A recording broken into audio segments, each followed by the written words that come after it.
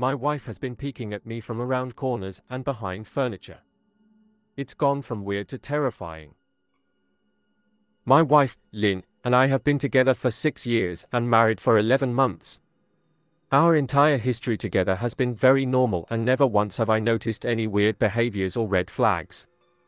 I can't stress enough how out of character this whole thing is for her. Lynn is very kind, intelligent, and thoughtful. She's always been the no-nonsense type of person. Being childish or trying to scare me is not something she'd normally do. She doesn't even like watching horror movies. When we first started dating, she agreed to watch The Shining with me because she knew how much I loved horror. She was so scared that she didn't even make it through half of the movie before we had to turn it off. She isn't into anything creepy and has never been into pranks. It's just not her cup of tea. And that's fine. But that's what was so strange about this. It's just so unlike her. I should also add that she never had any mental health issues, and as far as I'm aware, it doesn't run in her family. I know some people are able to hide their mental health problems, but in the 6 years we've been together, I think I'd have seen some sort of sign. 2 months ago, I was in the kitchen making myself some coffee before work. I was running a bit late that morning and knew I wouldn't be able to make it to Dunkin' Donuts for my usual morning fix. I took a sip of my coffee as I hurried down the hall towards the front door, when I happened to notice Lynn peeking at me from around the corner ahead of me. I could only see her eyes and a strand of her long dark hair hanging against the wall. The rest of her body was concealed behind the corner. I nearly spilled my coffee when I saw her. I did burn the shit out of my lips. "Geez, Lynn," I said, wiping a few drops of coffee from my pants. "You scared the shit out of me." She immediately popped out of view like a little kid that had been caught. I heard her scurry off towards the living room, and by the time I got to the front door, she was out of sight. It was really weird, and just totally out of character for her, like I said, but I also found it kind of funny that she was being more playful and a little less serious. I shouted that I loved her, and called her a weirdo. As I shut the door behind me, I heard her laughing. Her behavior was a bit odd, but it certainly wasn't something to call a priest over. I forgot about it by lunch, and by the time I got home, she was her normal self. I didn't bring it up, and neither did she, and life went on. The next incident happened 3 days later. It was around 2 a.m. and I had woken up to get a drink. I was standing at the kitchen island, jug of OJ in hand, when I felt a strong feeling that I was being watched. For whatever reason, I looked down at the floor and saw my wife's smiling face staring back. She was peeking at me from the other side of the island, staring up at me with wide unblinking eyes and grinning. Grinning like the Cheshire Cat. I screamed, I'll admit it. Not out of irritation but fear. For some reason at that moment I was scared. At the sound of my scream, Lynn scuttled backwards out of my view, her hands and feet smacking the tile floor as she hurried out of the kitchen on all fours.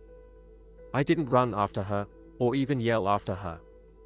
I just stood there frozen in shock, wondering what fuck had possessed her to do that. It took me a little longer than I'd like to admit to go back upstairs, but I eventually did. When I got to our bedroom, Lynn was lying on her side, asleep. Or at least pretending to be.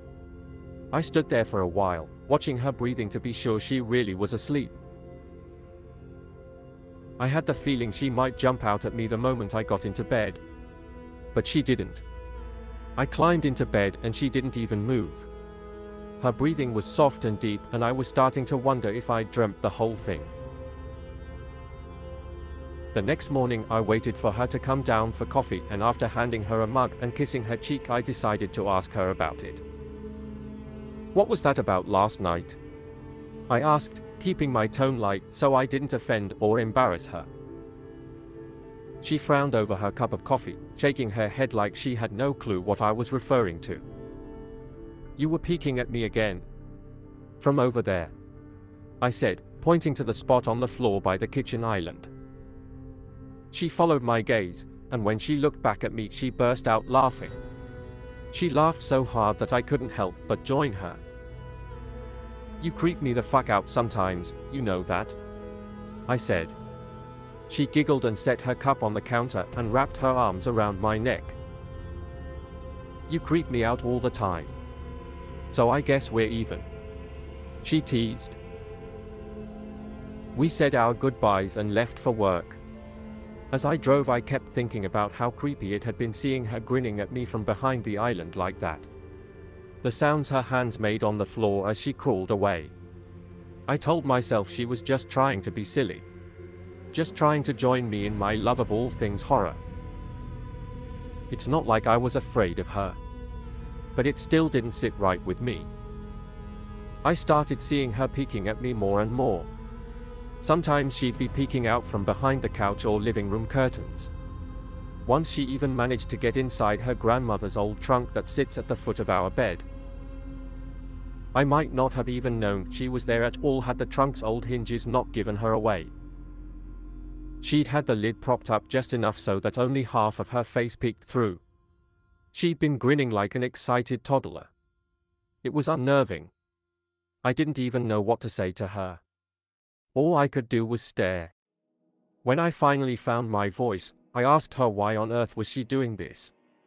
She didn't answer, but she had slowly closed the lid, shutting herself inside the trunk. I just walked away, feeling disturbed.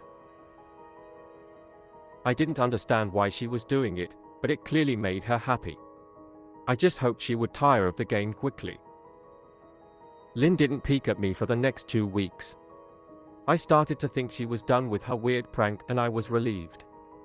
We were watching a show on Netflix one night and I jokingly said that I hadn't seen her peeking at me lately, and that she must have given up on her spy game. She looked up at me with a small smile and said, "Maybe I've just gotten better at it." I didn't say anything, but I wondered whether or not she was joking. For the next few days I couldn't stop thinking about what she'd said. Was she still peeking at me when I wasn't looking and I just hadn't noticed? And if so, what the hell was she getting out of this? I started to feel paranoid, constantly checking whether she was watching from around the corner or behind a door. I was jumpy whenever I was home and she wasn't in full view of me. I felt stupid and a little crazy. But after a few weeks without another incident, I began to relax. I stopped checking behind furniture and walls and told myself it was just a bad memory. Then a few days ago things got so much worse. Lynn left to go to a friend's, and I lounged on the couch and played a couple games on my laptop. Around 9 p.m. I hopped in the shower, and as I was washing the soap from my hair, I felt that awful feeling that I was being watched. I slowly opened my eyes and almost had a fucking heart attack. Lynn was peeking from behind the shower curtain, her entire head stretched into the shower, leaving just her body outside. Her long dark hair hung against the curtain, the ends dripping with water. Her mouth hung open in a terrible grin, eyes wide and red, as if she hadn't blinked in a while. I screamed and jumped back against the wall. She didn't move, nor did her smile waver. Her makeup ran down her cheeks in 2 black streaks. She looked giddy and completely deranged. I was fucking terrified. We stood like that for a few moments, neither of us saying a word. Finally, after what felt like forever, she slowly pulled her head back out of the shower, and I watched her blurry figure through the curtain as she moved backwards towards the bathroom door. A second later, the bathroom door slammed shut, hard enough to rattle the mirror. I screamed again, and jumped out of the shower to lock the door. I stayed inside the bathroom for over an hour. Maybe I overreacted to some of you. But joke or not, I wasn't going to put up with the crazy shit anymore. That's what I kept telling myself as I paced in my bathroom, stopping to listen at the door every few minutes. Suddenly I heard a muffled sound, and I pressed my ear against the bathroom door, straining to listen. I couldn't hear anything, but I envisioned Lynn standing on the other side of the door, giggling at her joke. I felt a surge of anger. I was beyond pissed at being made to feel scared in my own house, and made to hide in the bathroom for an hour. All for what? Some joke? If it was a joke, it was an awful one. What the fuck, Lynn? I snapped. This shit is getting really fucking annoying.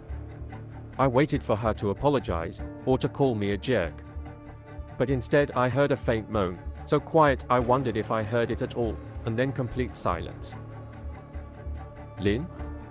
I called out, not able to even hide the shakiness in my voice. I got no response. Just my own heavy breathing. I swear to God, just fucking stop it. I yelled, pounding my fist on the door. I waited for her to cuss me out, something I would expect from me talking to her like that. I never screamed at her before. But there was nothing. Just the occasional drip from the shower head. I won't deny that I was scared. Too afraid to open the damn door and face my own wife. I waited another 30 minutes or so, which feels like a fucking lifetime when you're scared. Finally I decided I wasn't going to spend the night hiding in my bathroom, so I got down on my knees and peered under the door. I almost expected to see her face peeking back at me, but thankfully I didn't. I could see straight down the hallway to the top of the stairs, but no Lynn. I didn't know if I should be happy about that or not. I looked for a few minutes, waiting to see her head pop up over the top step, but it never came. I stood up, my hand hovering over the door, and mentally prepared myself to open it. I slowly turned the lock with shaky fingers, and was about to yank it open when I heard a sound that still makes me feel nauseous when I think about it. A moan, louder than before, but this time I was able to tell just where it was coming from. I turned my head to the closet door as if in slow motion, and locked eyes with my wife, who was peeking out at me from the slight gap. Her eyes were still wide as ever, and her mouth was hanging open in the most grotesque gaping smile I'd ever seen. I didn't even scream. I was too scared for even that. Her hands were clasped to her chest, body trembling with sheer delight, as if she could barely contain her excitement. A short raspy moan bubbled up from her throat, deep and raw, sending a shiver through my entire body. Somehow I found the ability to pull the bathroom door open and ran as fast as I could all the way down the steps, snagging my keys and phone from the table in the living room before running outside to my car. I could hear her shrill laughter behind me, but I didn't hear her getting closer. I didn't bother shutting the front door. I drove away from the house faster than I legally should have, shivering the entire time, either from fear or the cold. Maybe a little of both. I hadn't grabbed a coat or even a pair of shoes. I was still in my boxers and my hair was still damp. I drove straight to my brother Chris's house about 40 minutes away, ignoring any and every call and text I got. I didn't check my phone until I was safely parked in my brother's driveway. Lynn had called 4 times and sent a flurry of texts, all wondering where I'd gone and why I left like that.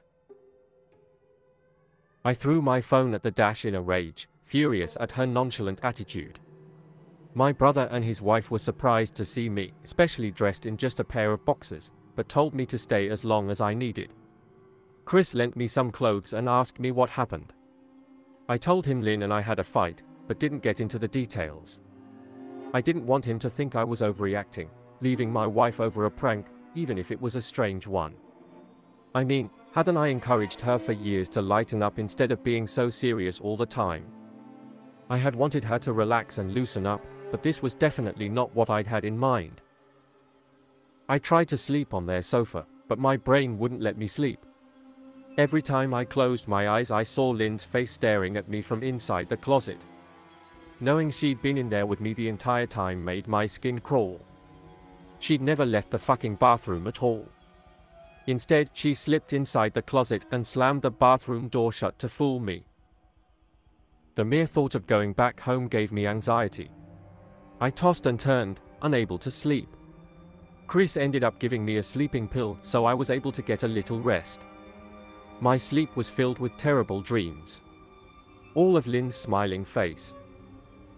I woke up just as the sun started to rise. My sore body ached from the sofa, and I felt drained. I knew I'd have to call Lynn at some point, but I didn't know what to say to her. I wouldn't be going home unless she gave me her word she'd never do any more creepy shit.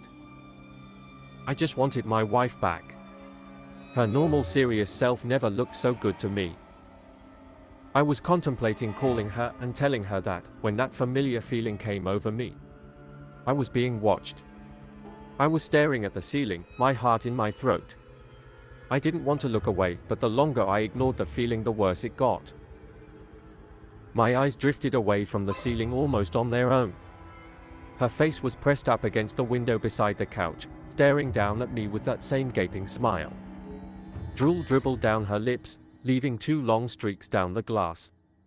I didn't know how long she'd been there, but something told me she'd been there quite a while, possibly all night. I didn't bother screaming, though I was afraid anger trumped any fear I felt at that moment. I jumped up from the couch and pounded my palm against the glass. "Lynn? Are you crazy? What the hell is wrong with you? Just go home," I shouted. "Now." She didn't move, and her ghastly expression never changed. If anything, her smile only grew, as if she had never been more elated. I could hear Chris and his wife moving around upstairs. As if Lynn could hear them from her place outside, her head twitched slightly in their direction, and she began to close her mouth slowly. Chris called my name from upstairs, obviously concerned. I turned to see him and his wife Rebecca hurrying down the steps. When I turned back to the window, Lynn was gone. The only sign she'd been there at all was the 2 streaks of drool still dripping down the glass. I tried explaining to Chris and Rebecca about waking up to see Lynn watching me through their window. They were skeptical. Who wouldn't be? Chris and I went outside to the spot in front of the window, but there were no footprints in the dirt, just a slight indent. Animal probably, Chris guessed, and I didn't argue. He and Rebecca assumed I dreamt the entire episode, but they didn't understand, and I was too tired to explain it to them. I called out of work that day and turned my cell off. I didn't want to face Lynn. Just talking to her was too much for me at that point. I really started to believe something was irreversibly wrong with her. That no matter what promises she made, we'd never be the same again. The thought saddened me to my core. I cried most of the morning. By noon I figured I was ready to confront her. Give her one last chance to explain herself. I could at least give her that after 6 years, I told myself. I turned my phone on and saw the dozens of texts she'd sent, all from a seemingly concerned wife. "Can we talk? I love you. Please call me. I'm really worried. Can you answer? Just come home." And more of the same. All texts telling me she loved me and she wanted me home. How worried she was, not a damn one addressing the crazy shit she pulled. Like she hadn't been acting like a character from a Stephen King book. Even her texts were different. She normally texted novels just to tell me to pick up a loaf of bread. You'd think she'd have more to say to me after her bizarre shenanigans. I know it probably seems childish to some of you who are miles away from this situation. But if you saw the way Lynn had looked at me, how she scampered away on all fours like some wild animal, grinning at me from inside the closet like a lunatic, then I think you'd find my reaction was warranted. I ended up staying with Chris and Rebecca for another night. I didn't wake up yesterday until afternoon, and thankfully I didn't see Lynn's face watching me through the window. I don't want to pry, because it's not my place. But is this fight something that can be mended? Rebecca asked. She'd made us both a sandwich for lunch, and I knew she wanted to breach the subject without seeming to be nosy. I don't know. She's like a different person, I said, choosing my words carefully. I still wasn't ready for her or Chris to know the full extent of the batshit craziness I had been dealing with. People change, Ben. But she's still the same woman you married. Maybe you both just need to talk through your issues. Whatever's going on, I'm sure it can be fixed. She said, ever the peacemaker. I think it's beyond that now. I don't think talking would help. I just don't trust her, I said. The words stung in my heart.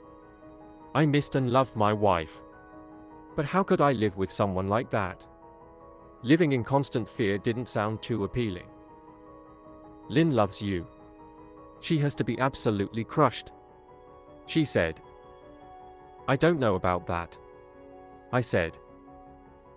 Well, she certainly seemed like it to me. I've never seen her so upset. Very much unlike the Lynn I know. Rebecca said, shaking her head sadly.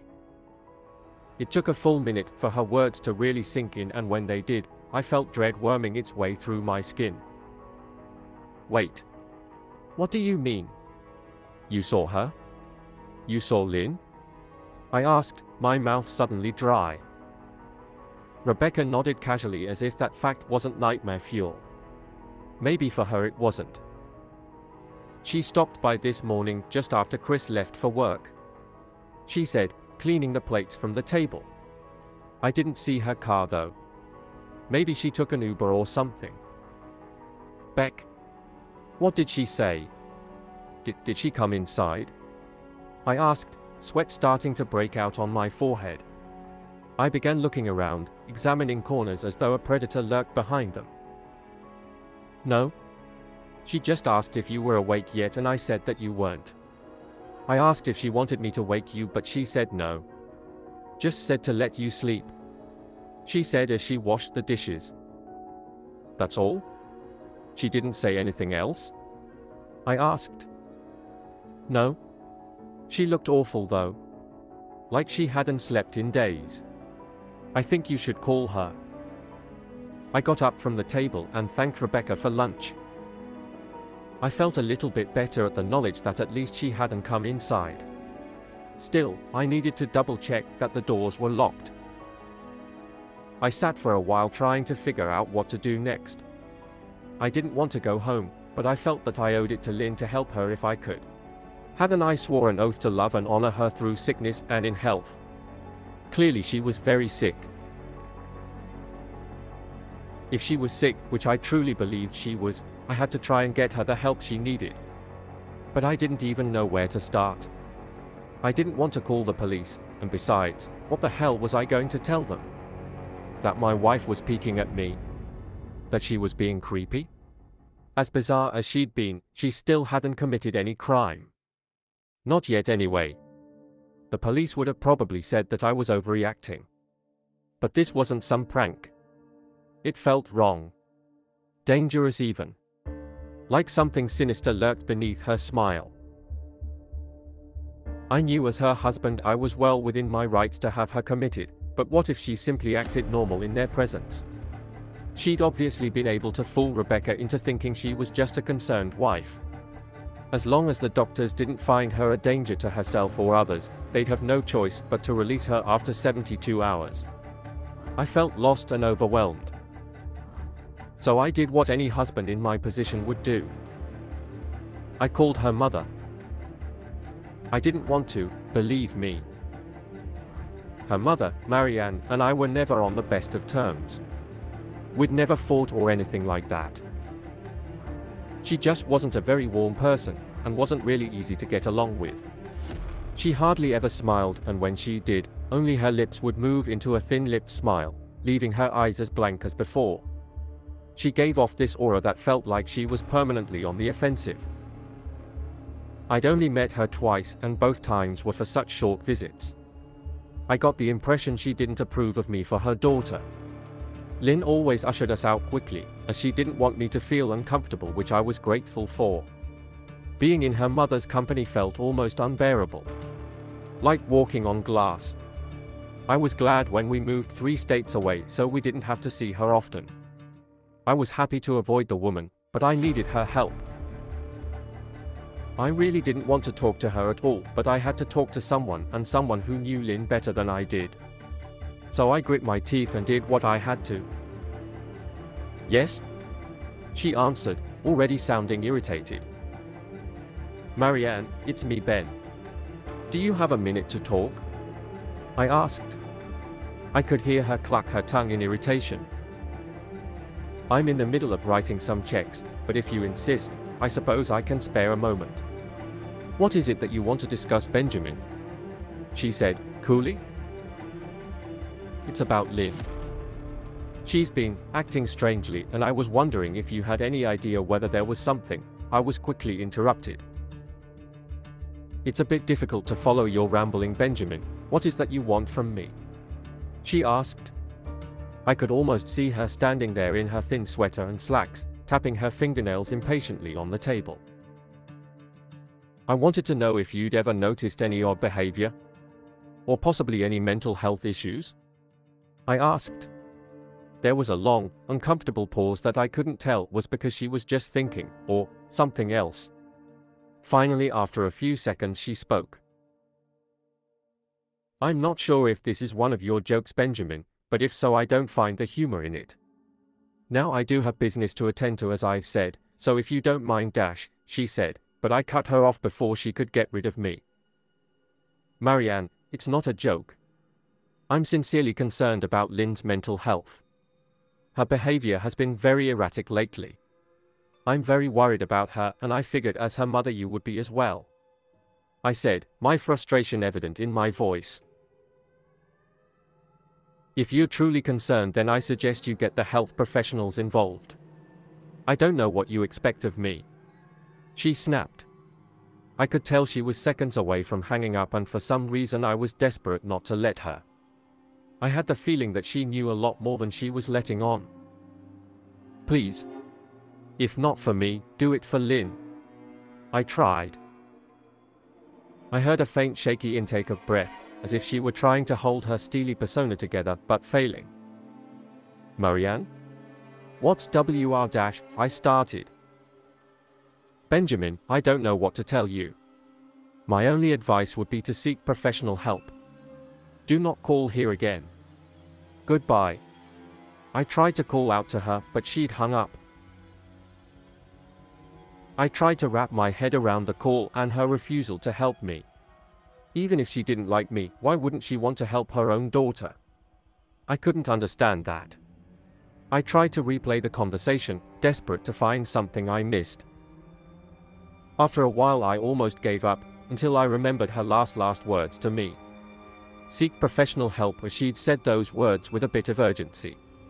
I could have just been grasping at straws, but no, I was sure her voice had changed ever so slightly when she'd said that. As if they were very important. What had she meant? I assumed she'd been referring to medical professionals, but maybe she was referring to someone else. Someone that she didn't, for some reason, feel comfortable saying directly. Or maybe I was just desperate. I waited for Chris to get home, and after a very long and exhausting conversation with him and Rebecca, I convinced them that Lynn truly needed psychiatric help. I didn't tell them everything. I wasn't prepared to go into it yet, but I told them about our last encounter. How she'd hidden in the bathroom, peeking at me from the closet. They were obviously shocked, but thankfully they believed me. They too just wanted to help her. Still, they didn't think it was all that serious. Weird, maybe, but not dangerous. They just kept saying that Lynn had to be playing some kind of weird joke. Maybe for YouTube? Rebecca offered, if only half-heartedly. Chris didn't think we should involve the police just yet. He offered instead to go with me, and I readily accepted. He reasoned that calmly talking to her, trying to coax her into going willingly, was the best recourse. I agreed to do it his way. At least I wouldn't be going into that house alone. We drove over this morning, just after breakfast. There was no way I was going at night. When we pulled into the driveway, my stomach began doing somersaults. Her car wasn't there, but I still didn't let my guard down. The front door was ajar, and for a split second I thought we'd see her eyes staring through the gap. I was shaking and starting to sweat. Chris, however, was fine. He waited for me to open the door, his hands in his pockets like he was going on a fucking stroll through the park. I envied his ignorance. I pushed the door open and was immediately hit with the stench of rot. Chris smelled it too, and he walked in the house behind me with his nose scrunched up. "What do you guys use to clean the floors around here? Shit?" Chris mumbled. "Shut up," I said, my eyes darting around for any signs of Lynn. The house was deadly quiet and dark despite being 10 in the morning. All the curtains were closed up tight, refusing to allow any sunlight inside. If I hadn't left it just 2 days prior, I'd have thought the house to be abandoned. We moved through each room, carefully checking any place that she might hide, occasionally calling her name. "Why the fuck are you looking under the couch?" Chris asked eventually. "Aren't we looking for your wife?" He was looking at me like I was a moron. "Let's just go upstairs," I whispered. He shook his head but followed me up the stairs to check the bathroom and spare bedroom. On the way up, my shoes crunched over pieces of glass that looked to be littered over a few of the steps. I noticed that one of Lynn and my wedding portraits that hung on the wall along the staircase had been smashed. The frame hung crookedly, all the glass removed.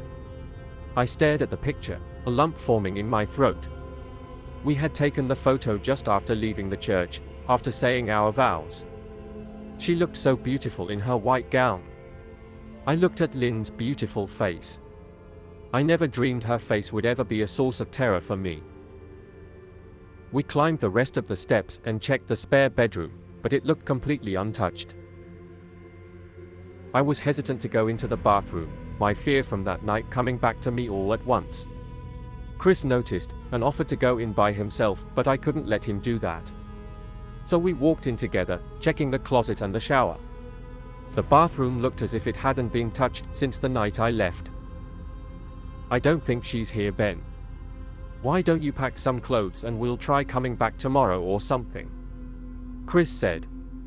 I nodded and went into our bedroom and shoved some clothes into a duffel bag. When I checked inside our closet, I came across the source of the smell and gagged. Chris took one look and lost all color in his face. He had to go stand by the stairs to get away from the sight and smell.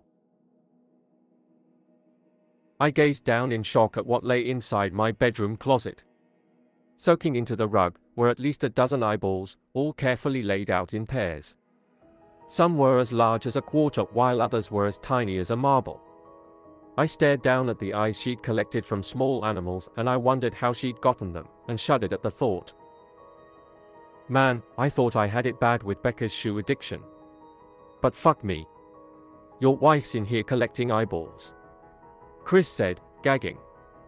Ben, I think we should go. He called from the hall. I'm getting nauseous. All right. I grabbed my duffel and shut the closet door on my new nightmare. I stepped out into the hall and took a deep breath of air. I could taste the rot on my tongue and I couldn't help but gag. Who the fuck lines up eyeballs in their closet like that? Chris mumbled. I tried to tell you she needed help, I said. She doesn't need help, Ben. She needs a fucking exorcist, he said. You coming or what? I can't stand the smell any. His words died in his throat, and his eyes grew wide with fear. I didn't ask him why. I could feel it. Someone was watching me, and I didn't think it was the eyes in the closet. I turned around, my eyes slowly scanning the bedroom. Christ, I whispered, as I finally saw what we'd missed. Under the bed, curled on her side, watching us with the excitement of a kid on Christmas morning, was my wife. She held her hands together just under her chin, and they were shaking eagerly. Now that she knew she'd been found, I could hear the quiet noises she was making. A sort of hiccuping sound in her throat, as if the excitement was just too much for her. It was unnerving to say the least. Wide eyes, and that same huge smile. Everything in me told me to run, but I forced it away. This was my wife. No matter how twisted, she was still the woman I married. I had to help her. Lynn? I said softly. She didn't respond, but her head bobbed back and forth in two quick little movements as if she were nodding. Baby. I just wanna help, okay? Can you let me do that? I asked. I had taken a single step forward, approaching her like some kind of dangerous animal. I love you, Lynn, I said softly, taking another step closer. She let a tiny moan escape her wide-open mouth, and I had to resist the urge to run. Her shoulders were starting to quiver, and her eyes grew as large as saucers. I crouched down so I could see her better, and immediately saw the blood. Her hands were covered in it.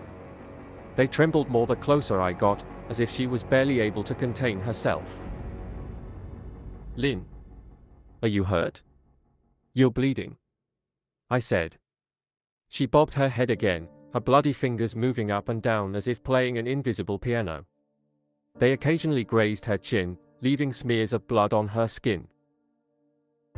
I wanted to recoil in disgust.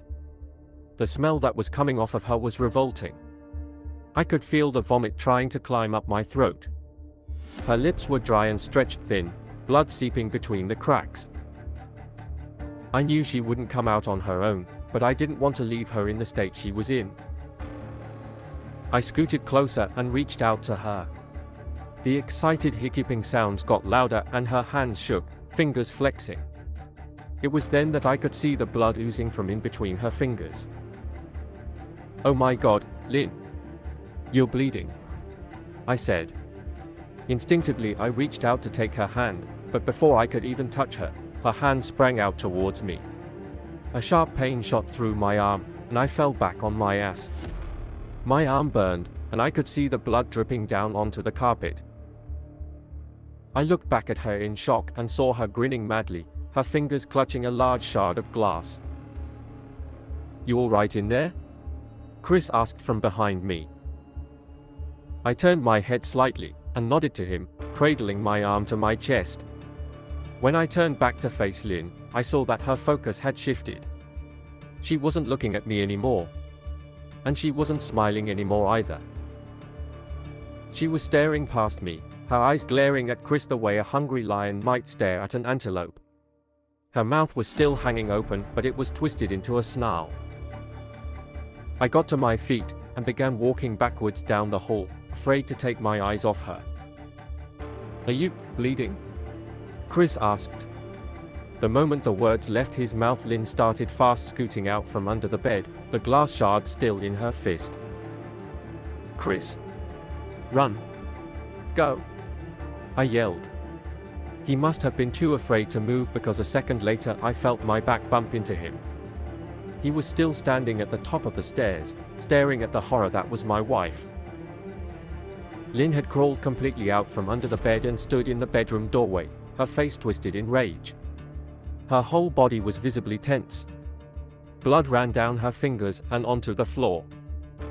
"Jesus, Lynn," Chris said, "you are playing hide and seek." I reached back and pushed him towards the steps. "Move your ass, Chris," I said as quietly but firmly as I could. Lynn bobbed her head in fast, sharp motions, and began to grin, stretching her mouth open wider and wider so that her chin seemed to touch her chest. I heard Chris mutter a prayer, and then he was running down the stairs. I stood at the top of the steps, stuck between the love for a woman who clearly needed serious help, and self-preservation. "I only want to help," I said, choking back tears. Her eyes focused on me once again as she slowly lifted the glass, holding it out in front of her.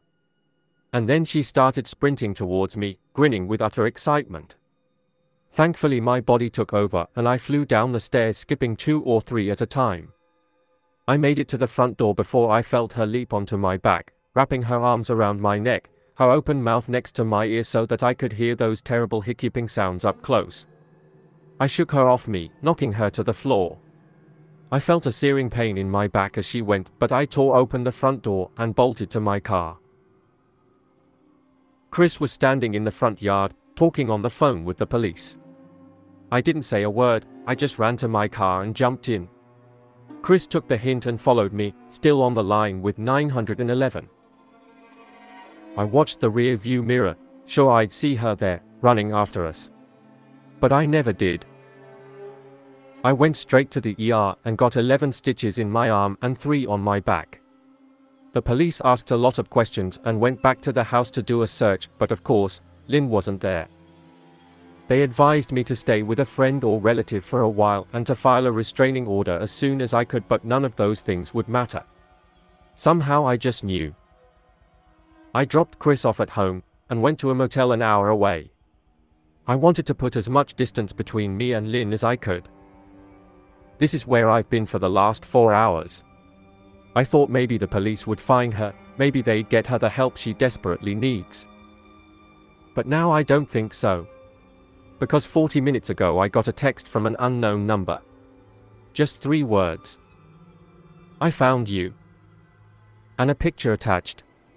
The picture was dark and grainy, but I instantly knew what it was. There was no mistaking my wife's eye. I started typing this out immediately after. I don't know what to do. I'm alone and scared, and I can't help but feel that I'm being watched.